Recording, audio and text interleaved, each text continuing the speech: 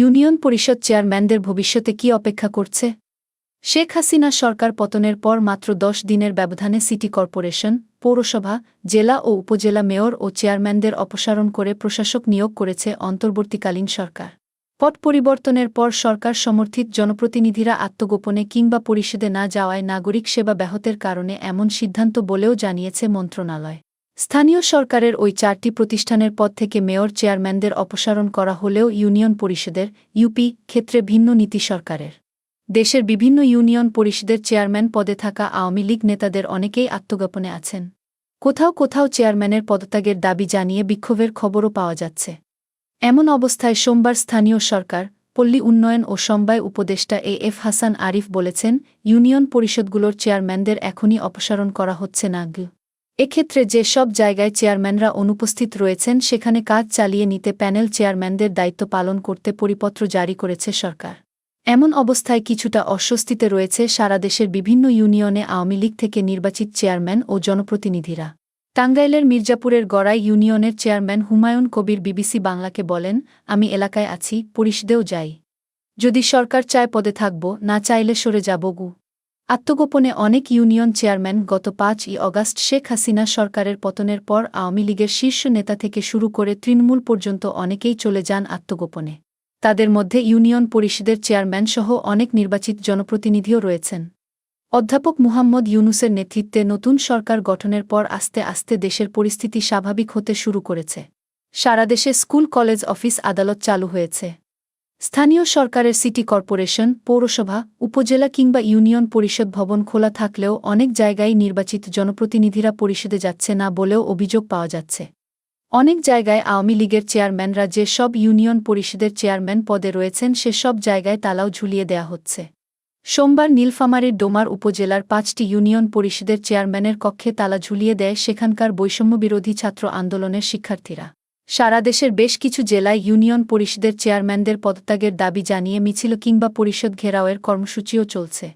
আওয়ামী লীগ নেতা এমন কয়েকটি ইউনিয়ন পরিষদের চেয়ারম্যানদের সাথে যোগাযোগের চেষ্টা করেও তাদেরকে ফোনে পাওয়া যায়নি। সাবেক স্থানীয় সরকার সচিব আবু আলম শহীদ খান বিবিসি বাংলাকে বলেন, গত বেশ কয়েক বছর ধরে এমন সব নির্বাচন হয়েছে যে নির্বাচন নিয়ে মানুষের মনে অনেক প্রশ্ন রয়েছে। সরকার পরিবর্তনের ফলে মানুষ এখন ক্ষোভ প্রকাশ করছে। তাদের অপসারণ চাইছে। তবে যেসব ইউনিয়নে চেয়ারম্যান পদে স্বতন্ত্র বা অন্য রাজনৈতিক দলের নেতারা নির্বাচিত হয়েছেন সে সব জায়গায় চেয়ারম্যানদের খুব একটা সমস্যা হচ্ছে না। মির্জাপুরের ভাতগ্রাম ইউনিয়ন পরিষদের চেয়ারম্যান আজহারুল ইসলাম বিবিসি বাংলাকে বলেন, আমি স্বতন্ত্রভাবে নির্বাচিত হয়েছি। আমি কোন দলের না। আমি এলাকায় আছি, পরিষদ চালাচ্ছি। প্যানেল চেয়ারম্যান ও প্রশাসক বসাবে সরকার। সারা দেশে ৪,৫০০-এর উপরে ইউনিয়ন পরিষদ রয়েছে। এসব ইউনিয়ন পরিষদের বেশিরভাগেই নির্বাচন হয়েছে ২ বছর আগে। ২০১৮ সালের পর স্থানীয় সরকারের সব ধরনের নির্বাচন বৈঠক করে বিএনপি ও সমমনা রাজনৈতিক দলগুলো।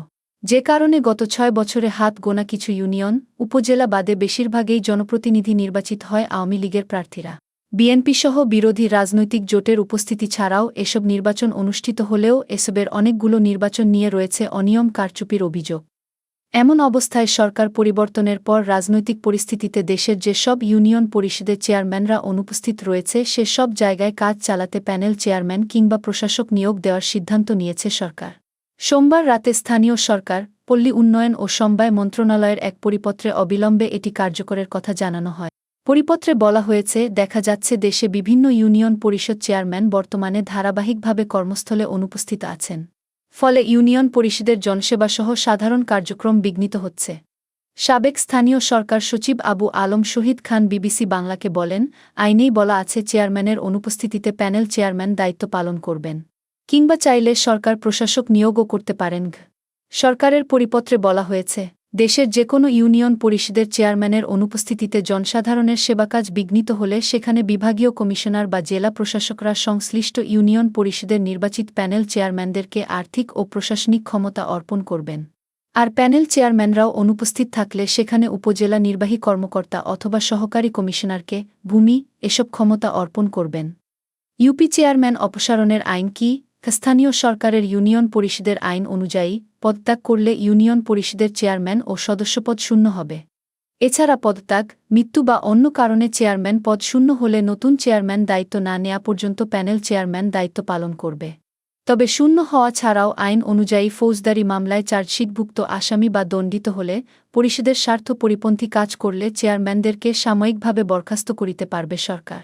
এছাড়াও দুর্নীতি, অসদাচরণ বা নৈতিক স্খলনজনিত কোনো অপরাধ কিংবা বিনা অনুমতিতে দেশত্যাগের কারণে ইউনিয়ন পরিষদ আইন অনুযায়ী তাদেরকে অপসারণ করতে পারে সরকার।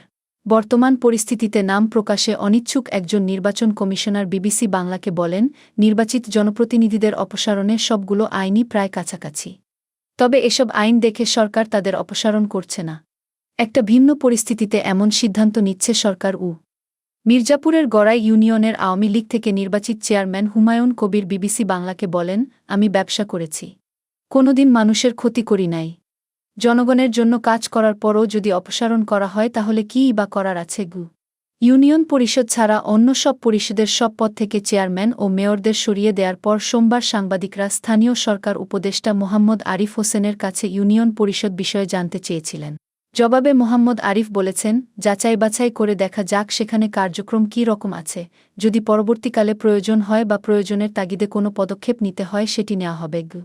ইউনিয়ন পরিষদের ১৯৫ পদে ভোট করবে না ইসিজ কোটা সংস্কারের দাবিতে বৈষম্যবিরোধী ছাত্র আন্দোলনের মধ্যে গত মাসের ২৭শে জুলাই জেলা পরিষদের ২৩টি পদে, পৌরসভার ৫টি ও ইউনিয়ন পরিষদের ১৯৫টি পদে উপনির্বাচনের কথা ছিল। কিন্তু শিক্ষার্থীদের ডাকা আন্দোলনের কারণে অস্থিতিশীল পরিস্থিতিতে গত ২৪শে জুলাই ওইসব নির্বাচন স্থগিত করে নির্বাচন কমিশন। তখন নির্বাচন কমিশন জানায়, কারফিউয়ের কারণে নির্বাচন স্থগিত করা হয়েছে। পরবর্তী নির্দেশনা না দেওয়া পর্যন্ত ভোট স্থগিত রাখার কথা বলা হয়।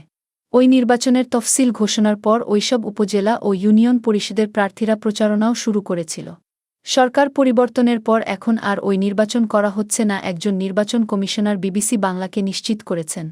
আর নির্বাচন কমিশনের অতিরিক্ত সচিব অশোক কুমার দেবনাথ বিবিসি বাংলাকে বলেন, বিভিন্ন সময়ে স্থানীয় সরকার মন্ত্রণালয় বললেই নির্বাচন কমিশন ভোট আয়োজন করে। ওই নির্বাচন স্থগিত করার পর এখন নতুন করে আমাদের না জানানো হলে নির্বাচন কমিশন নতুন করে ভোটের তারিখ ঘোষণা করবে না।